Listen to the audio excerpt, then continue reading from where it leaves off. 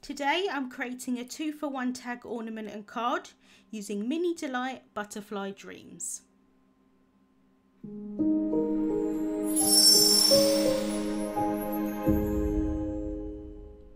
Hello there, Michelle Short here with Terrific Tags with Michelle. I'm here on the Altenew YouTube channel on the first and third Saturday of the month. So if you like my videos, I'd love for you to subscribe. This is the beautiful Mini Delight Butterfly Dreams stamp and die set. The die set consists of a bird cage along with some foliage, and the stamp set you've got butterflies and also sentiments. I'm going to start off by die cutting the bird cage from some wisteria cardstock from the new purple gradient cardstock set. I'm adding some double-sided adhesive sheet onto the back of the cardstock. This is so that I don't have to worry too much about adhesive kind of squishing outside the outside edges of the birdcage or anything like that. It's a very intricate die, so I thought that the best thing to do would be to use that double-sided adhesive sheet. So I've got the birdcage itself and then also the detailed layer that goes on top. I'm going to hold them down onto the cardstock using some low tack tape and then run that through my die cutting machine. I'm using purple cardstock today so that the edges and then also the back of what will end up being my tag will be the purple colour of the cardstock. I didn't want to add ink blending on the back so that it kind of looked finished, but I could definitely do that if I wanted to. So I've run that through my die cutting machine, and as I'm trying to get this out, the backing off of the double-sided adhesive sheet has come off, which is absolutely fine. I've cut it another 2 times with the adhesive sheet on the back and then also once without any adhesive sheet. That's going to be my bottom layer. I don't want any of that adhesive sheet on the back because I'm going to have this be a standalone tag, and so I want to make sure that there's no adhesive on the back of it. So I can now line up the bird cages one on top of each other. The thing with this adhesive sheet is that it is very sticky, it works really well, but you also have some time to wiggle it in place, which I personally really love.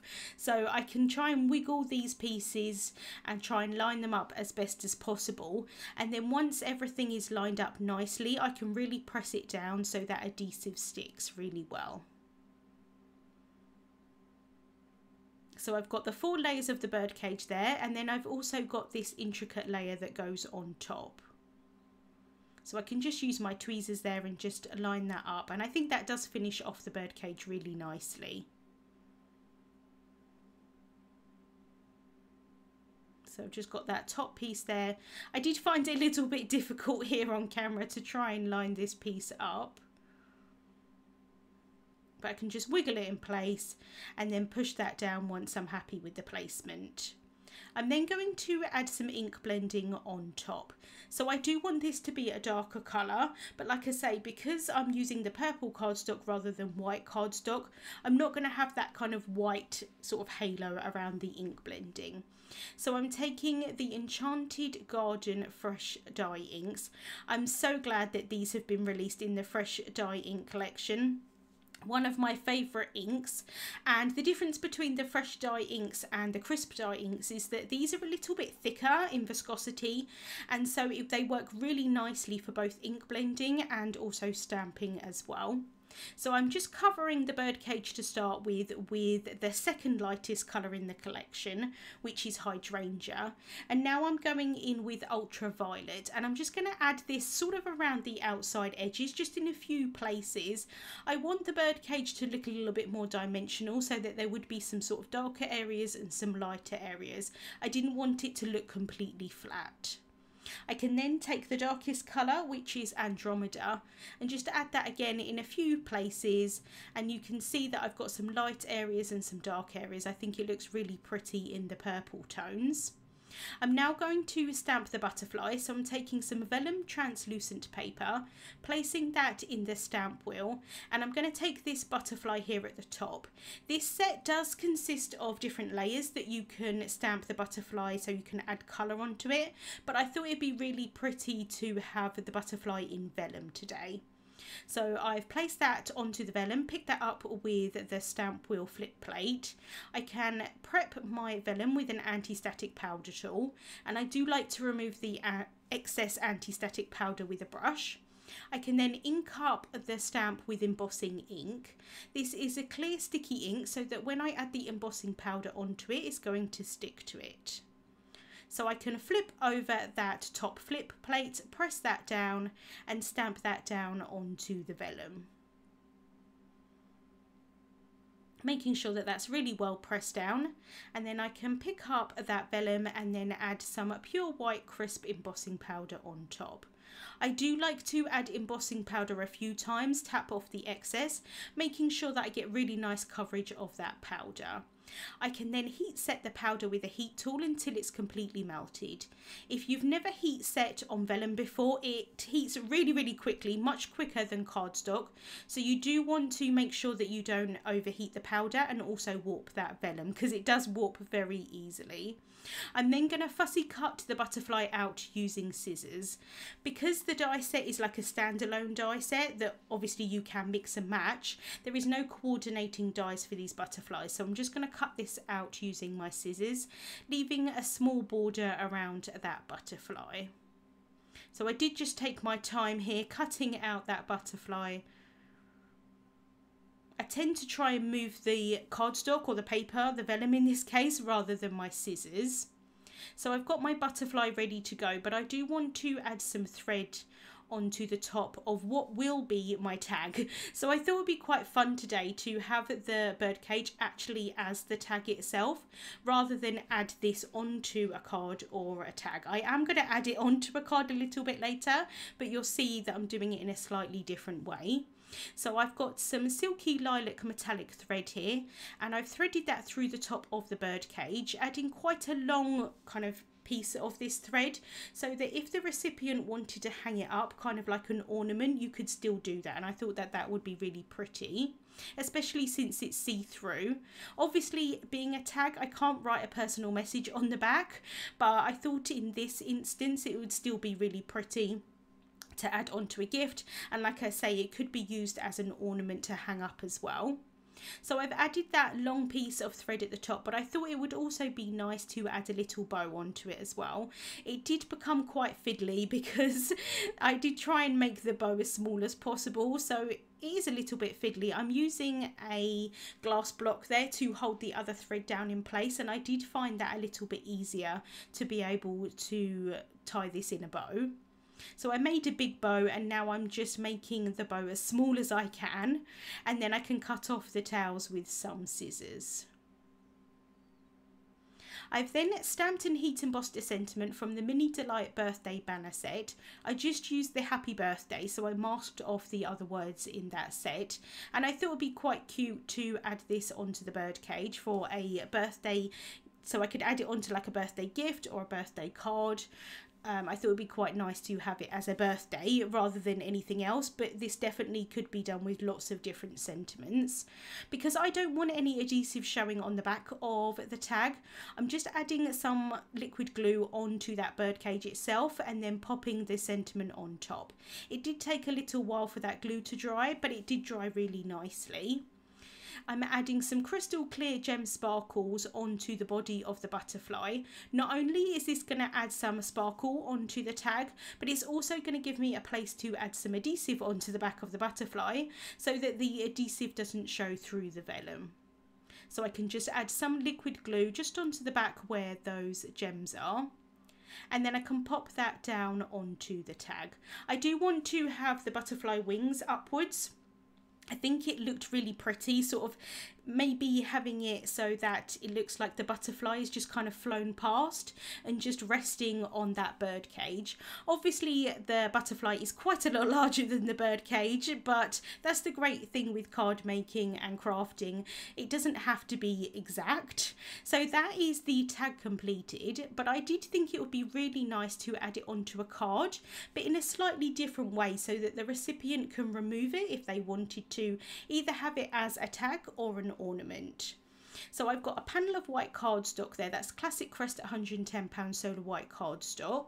And I'm just temporarily adhering it onto some scrap paper so that I can do some ink blending on top. You could definitely use the sticky mat for this as well. I'm then taking the same Enchanted Garden Fresh Dye inks, and this time I'm going in with the lightest colour, which is Wisteria, and I'm using a large ink blending brush for this because I want to cover the entire panel. I'm not too concerned if it's a little bit splotchy at this point because I am going to add the other shades on top, but I wanted there to kind of just be like a base layer of this colour to start with. So I'm going to keep this as the lightest colour in the middle and then have the darker colours around the outside edge. But as these inks dry, they do tend to sort of smooth out a little bit. So if there are any imperfections at this point, they might go once the ink does dry, and they do tend to do that. I'm then taking the hydrangea colour and I'm using a small ink blending brush here so that I can go around the outside edges, similar to what I did in my last video, because I thought it'd be quite nice to have the darker colour around the edges, and then where the birdcage is going to go on top is going to be the lighter area, and I thought it kind of looked a little bit like a halo around it, or like it was kind of backlit, which I thought would be really pretty. So I can now go in with ultraviolet, really darkening up those outside edges, and then I can go in with Andromeda and again really darken those edges. So you can see that I've got that really nice light highlight in the centre. I then wanted to add a little bit of extra interest onto this panel. So I'm going to add some splatter on top. So I'm taking some water and just adding that onto a non-stick craft sheet. I can then take the titanium white artist's gouache and just add a little bit of that onto the sheet as well. And then with my paintbrush I can just combine them together so that I can make a consistency of the gouache so that it splatters really nicely. I can definitely add a little bit more water to this, but I did want to not add too much water. I wanted it to dry quite quickly, and I do find the less water you add, it just dry quicker. So I'm then taking that paintbrush that's loaded up with the gouache, tapping that down so that I can splatter that onto my panel. And to start with, the drops were quite small. I wanted a little bit more of a bigger impact, so I did go in with a slightly bigger brush.